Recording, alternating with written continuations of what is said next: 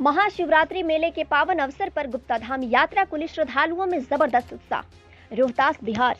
हिंदू धर्म में शिव पूजा का बहुत महत्व है। भगवान शिव को त्रिदेव में से एक देव माना गया है। इनकी महिमा अपार है। लोगों में महादेव शिव के प्रति आस्था को देखते हुए भारत में शिव मंदिरों में काफी भीड़ देखी जाती है।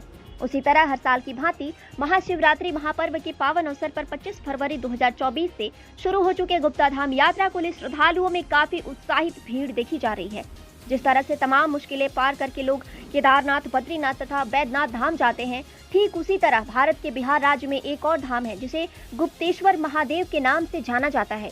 यह मंदिर बिहार के रोहतास जिले के चिनारी प्रखंड में है, जो गुप्ता धाम के नाम से भी प्रसिद्ध है। प्राकृतिक शिवलिंगों में शुमार गुप्ता धाम की गुफा में स्थित भगवान शिव की महिमा की बखान आदि काल से ही होती आ रही है। कैमूर की प्राकृतिक सौंदर्य से सुसज्जित वादियों में स्थित इस गुफा में जलाभिषेक करने के बाद भक्तों की मन्नतें पूरी हो जाती हैं।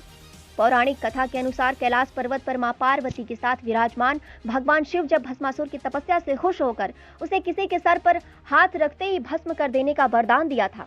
भस्मासुर मां पार्वती के सौंदर्य पर मोहित होकर भगवान शिव से मिले वरदान की परीक्षा लेने हेतु उन्हीं के सर पर हाथ रखकर भस्म करने के लिए दौड़ा, जहां से भागकर भगवान भोले यही गुफा के गुप्त स्थान में छुपे थे। जब भगवान विष्णु से महादेव की यह व्यवस्था देखी नहीं गई और उन्होंने मोहिनी रूप धारण कर बड़ी ही चतुराई से अपने प्रेम में मोहित कर भस्मासुर का हाथ उसे के सर पर रखवाकर उसे भस्म किया। उसके बाद गुफा के अंदर भोले दानी बाहर निकले। बता दें कि इस प्राचीन गुफा तक पहुंचने के दो तरफ से रास्ते हैं। झारखंड सहित छत्तीसगढ़ के भक्तों को खासकर पलामू एवं गढ़वा जिले के भक्तों के लिए हुसैनाबाद प्रखंड के जपला होते हुए देवरी कला से सोन नदी को नाव से पार करके रोहतास किला पर चढ़कर पत्थर, पहाड़, जंगल, घाटी के रास्ते जो काफी मुश्किल और दुर्गम है, जो हथड़ी हुरमेठा गांव होते हुए गुप्ता धाम तक पहुंचते हैं।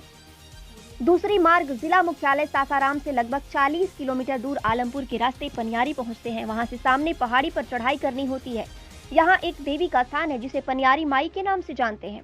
यहाँ सभी श्रद्धालु माई का दर्शन कर आगे की यात्रा करते हैं। चढ़ाई के रास्ते में अनेक प्रकार के जीव जंतु, सुंदर प्राकृतिक छटा मन को मोहित कर लेती हैं। बंदरों और लंगूरों के झुंड इस यात्रा को और अद्भुत बनाते हैं। आगे एक जगह हनुमान जी और माँ दुर्गा का मंदिर है, जहाँ बहुत सी छोटी छोटी दुकानें हैं। छोटी छोटी तंबूनुमा जगह बनाई गई हैं जिनमें यात्री आराम करते हैं। उसके आगे रास्ते में 2 बार दुर्गावती नदी को पार करना पड़ता है। फिर लगभग 5 किलोमीटर ऊपर नीचे समतल चलने के बाद पहाड़ी का दूसरा छोर आ जाता है, जहां से 3-4 किलोमीटर चलने के बाद गुप्तेश्वर महादेव की गुफा स्थित है। गुफा से लगभग 1.5 किलोमीटर दूरी पर शीतल कुंड है, जिसका जल सालों भर शीतल रहता है, जिसमें श्रद्धालु स्नान कर गुफा के अंदर शिवलिंग पर जलाभिषेक करते हैं।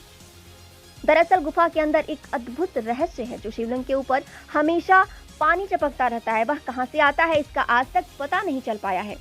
वहीं गुप्ता धाम विकास कमेटी के सचिव तेजपति सिंह खरवार ने बताया कि इस महाशिवरात्रि पर बिहार, झारखंड, उत्तर प्रदेश, मध्य प्रदेश, छत्तीसगढ़, नेपाल सहित देश के विभिन्न भागों से लगभग 3 लाख श्रद्धालुओं के आने की संभावना है।